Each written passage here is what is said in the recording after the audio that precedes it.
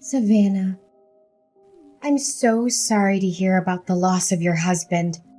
I know that this is a heartbreaking experience, but death is a part of life, and no one can escape it. I'm sure that he did the best he could. In fact, Jim's battle with cancer was a true inspiration to us all. Thanks for your condolences, Mom. Jim had been fighting cancer with incredible resilience for almost 3 years. We had our share of tears, but we also had so many happy memories. I'll cherish those memories forever. I'm still grieving, but I'm starting to feel stronger, Mom. It's a shame that you and Dad couldn't make it to my husband's funeral yesterday, though. Yes, and we're really, truly sorry about that. As we get older, our bodies start to show the wear and tear of time. Just yesterday, I had a minor heart attack which caused immense pain in my chest. And I couldn't even breathe. Your dad was worried about my health, so we decided to stay home so I could rest and he could keep an eye on me. I apologized for not being able to be there for you, Mom. I hope you understand that I've been preoccupied with my husband's funeral. You know, it took time with the arrangements and stuff. Anyways, do you feel better? Oh, yes. I took some rest and now I'm feeling much better. But Savannah, where will you be staying now? I heard that you sold all of your valuables and even your house to take care of your husband's treatment costs, huh? About that, I know this is a big ask, but I'm wondering if you would be willing to let me stay at your place for a while? I'm completely broke and I'm really struggling to make ends meet. I promise that I'll work as hard as I can to get back on my feet. I'll also start saving money to rent my own place as soon as possible. Well, we'd be glad to help you out, but I have received word that you are in a state of financial distress as a result of your association with loan sharks. Is that correct? Yes, Mom, I'm also dealing with those people. Honestly, my husband's medical expenses were too expensive for me to handle. I went to the bank, but they didn't agree to lend us any money due to my bad credit score. I really had no other choice but to borrow from loan sharks. Honestly, I can't believe that you're stupid enough to get a loan from those gangsters.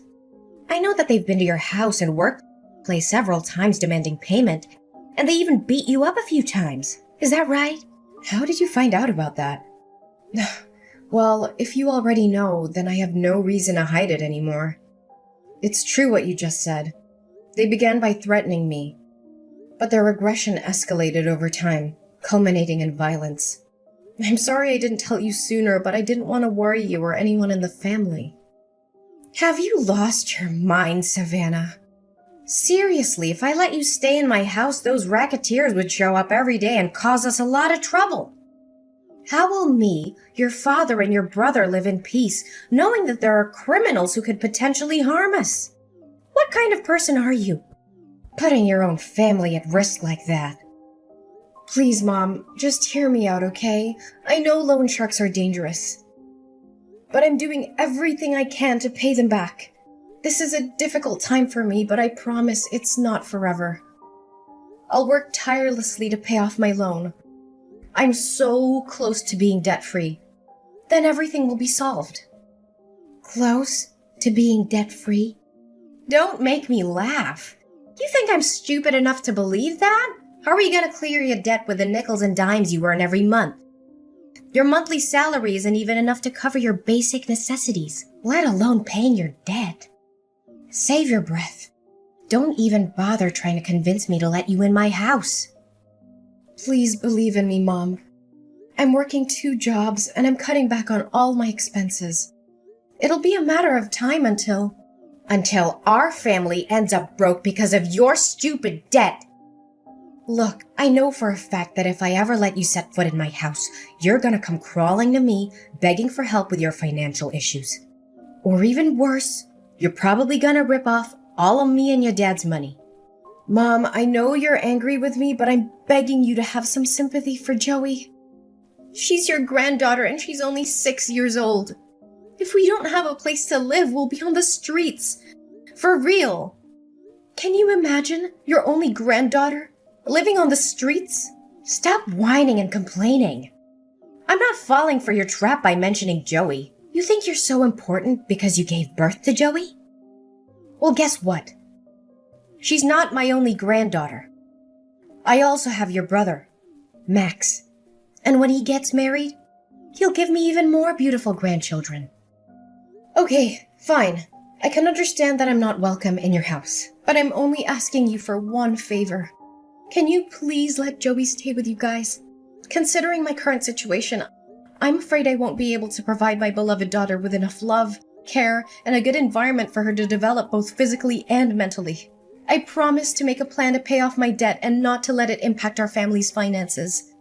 Just please allow Joey to live with you guys. Well, maybe I can agree with that, but give me a few minutes to think. Wait, I just thought of something. The moneylenders also know about your daughter, don't they? Well, yeah. Why do you ask that question? So, if she stays with us, those thugs could also come to my house and use Joey as a hostage to force you to pay for your loan. No way. I don't want to deal with those criminals and be harassed by them day after day. Look, I'm not going to let you or Joey stay with us. Both of you stay away from our peaceful life as far as possible. What? How could you even say no to an innocent 6-year-old girl like Joey? She doesn't know anything, and she has nothing to do with my debt. Can you please reconsider your decision? Look, I said it, and this is the last time I'm gonna repeat myself. I don't want you or Joey to appear in my life ever again. It's your own problem, so why don't you take matters in your own hands? Don't be a parasite and live upon your own parents like that. Mom, but... I officially announce that you and I are no longer mother and daughter. Next time when you see the moneylenders, tell that to their face so they won't disturb me or your dad. You've been a burden to us since you were born, and now you have the audacity to ask us for help? If I knew one day this would happen, I would have cut ties with you long ago. Savannah? Are you there? We're in big trouble. Can you help us out? Mom? What's the matter? I thought you already cast me out and deleted my phone number. Anyways, make it quick, because I'm in the middle of my work, so I won't be able to talk to you for long. Who do you think you are to talk to your own mom with that attitude? Look, you need to help your brother because he's in hot water. You mean Max? What happened to him? Your brother's gambling addiction got him into big financial trouble. Now he got into debt because he was gambling away all of his money. He even mortgaged our house for a loan despite not affording the monthly payments. We're in a really bad position right now. If we don't do anything about it, there's a high chance we'll lose our house. Goodness, why am I not even surprised? You already know that Max is addicted to gambling a long time ago, but you never did anything to stop him. When I warned you about the consequences, you told me to shut up. Mind my own business and that he was just gambling for fun. Honestly, Max being in debt is the outcome that you could have easily avoided, but you chose not to. I know, Savannah, and I regret not having taken any action. But what's the point of crying over spilled milk? The most pressing matter at hand is to find a solution to the current predicament. Would you agree, my dear? You know what they say. Blood is thicker than water. We're family, right? So there's no reason for you not to lend us a helping hand in this difficult time. So, after all the things you did to me, including faking being sick so you could avoid attending my husband's funeral and refusing to help me and my daughter, suddenly we become family again? Please, spare me the act. I've already seen past your mask. What? How did you find out about that? I can already see the wheels turning in your head, wondering how I found out about your malingering. Well, I came all the way to your house and I asked the neighbors myself. Unsurprisingly, they told me that you were strutting around the house like a spoiled hen as usual. I could easily guess your true intention of not going to my husband's funeral. Either you wanted to avoid getting yourself into trouble with the loan sharks, or you were just too afraid that I would ask you for help. Oh, Savannah, please don't misunderstand me like that. I didn't attend the funeral because I wanted to keep you safe. I couldn't bear to tell you in person that I wanted to cut ties with you. I knew it would have come as a big shock to you, and I didn't want to add to your pain. You said it yourself. You have cut me off from your life. Why do you suddenly come back and ask me to help Max with his problems? Well, who else could I be asking other than you?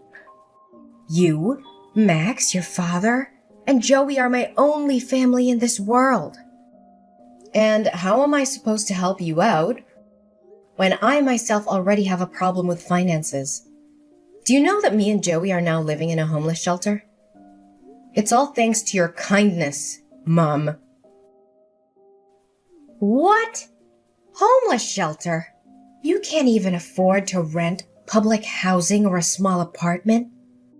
I thought you would have changed by now. Gosh, 1 year has passed and you're still dirt poor like the last time I saw you.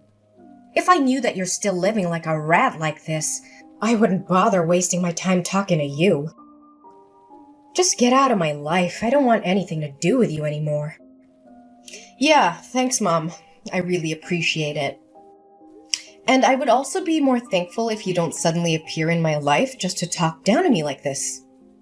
Just delete my number. Whatever. Yeah, I'll delete your number even if you didn't tell me to.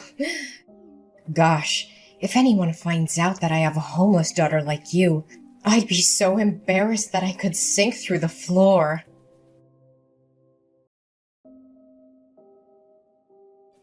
Hey, Savannah, can you explain something to me?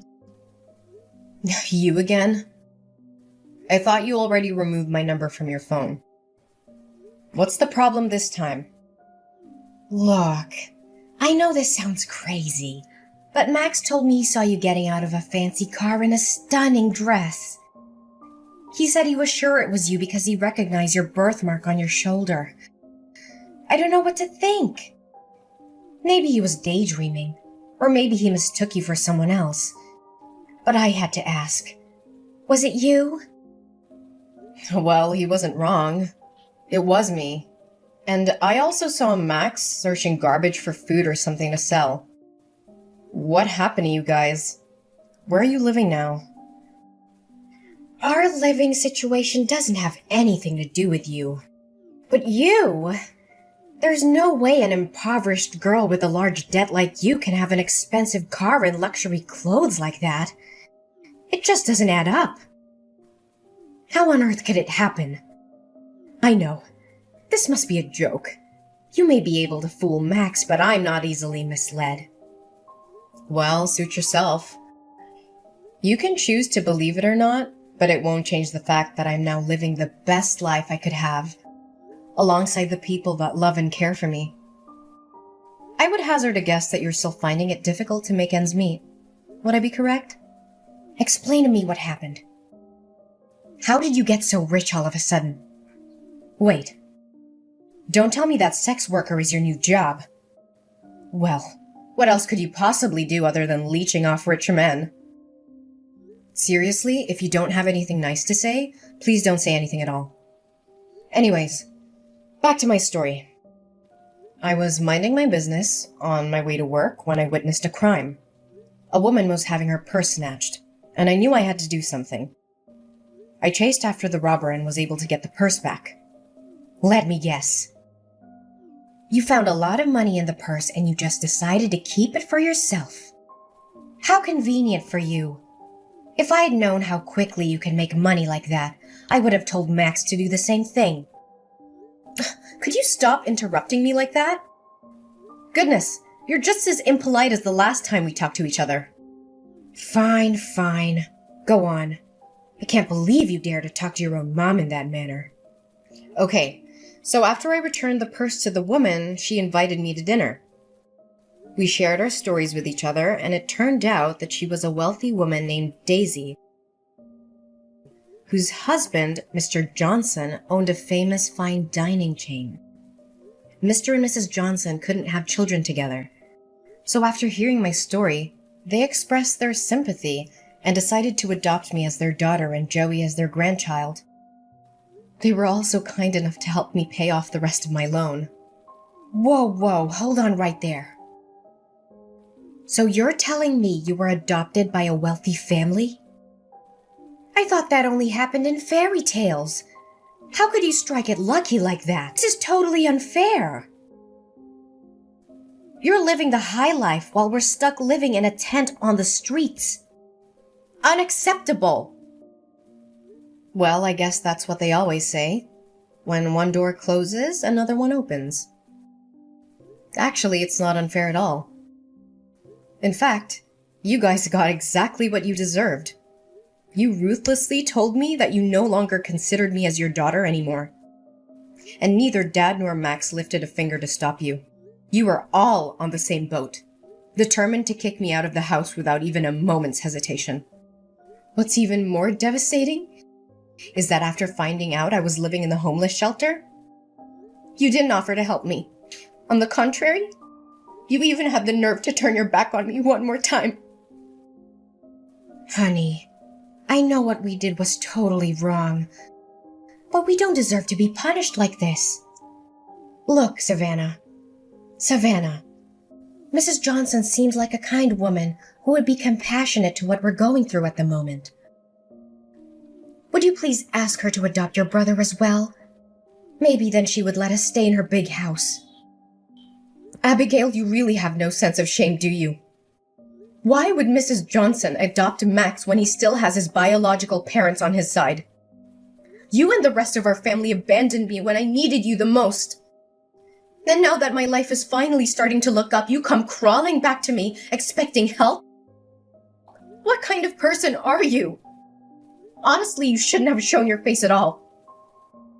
Savannah, please have mercy on us. I never thought things would turn out this way so quickly. Please think about all the years I've spent raising you to be the beautiful young woman you are today.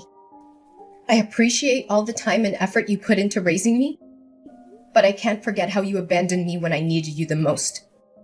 You were the one who cut ties with me, and you treated me like I was some kind of plague. You didn't even bother to weather the storm with me when I was at my lowest point. Honestly, how could you do that to your own flesh and blood? I know. But please think about Joey too. I bet she misses seeing her uncle and grandparents very much. You know what? I was the one who introduced you to Jim, your late husband. Do you remember that? You two were so good together, and all of your friends were so jealous when you got married to Jim. Yeah. You wanted us to become a couple because you were after his money. But then you strongly disapproved of our marriage when you found out he was an orphan. And after we got married, you encouraged me to divorce him when he got sick and his company went bankrupt. But I was determined to stand by my husband's side.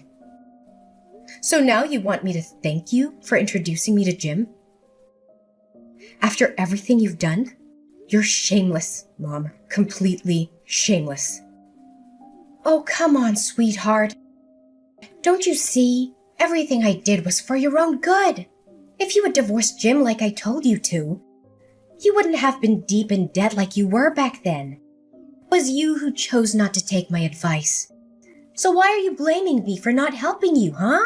Look, just have a word with Mr. and Mrs. Johnson. Tell them to let us move into their house. Seriously, after getting to know how you treated me? Mrs. Johnson was livid with you.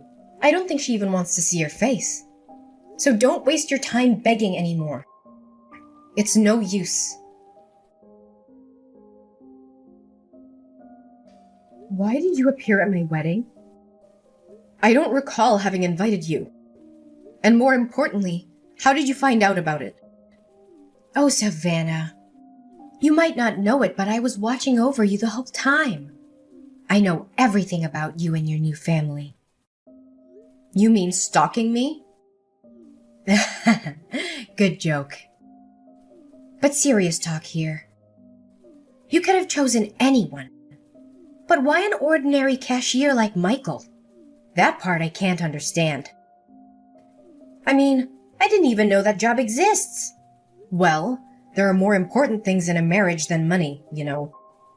Michael always lights up my world with his positive energy. And we truly love and cherish each other. By the way, I've had enough of your constant texts and calls. I'm also tired of you showing up at my front door and making a fuss. I know Max got himself into trouble again, but ain't no way I'm gonna help you guys. I've already agreed to send you a monthly allowance and rented you a small apartment. That's the best I can do. Please help us, dear daughter. Max got back to his old way again. He swindled the money you sent me, gambled it all away, and ended up in debt again. And I can't believe he was stupid enough to actually steal a car and got caught by the police only 30 minutes after that. Now the victim demands $50,000 for restitution, or else your brother will be sentenced to 5 years in prison. Please do something about it, Savannah. I know you told me about that. But this time I'm not gonna help you anymore. It's all your fault that he became like this. You didn't do or say anything to stop him, and you tolerated each and every one of his crimes. Now it's time for him to man up and take responsibility for his action. Please, honey. You know Max is my precious son. I can't stand seeing him being locked up in jail like that. You saw me kneel down and beg for your forgiveness at your wedding. Didn't you? I know we did you wrong. But please give us another chance. It's none of my concern.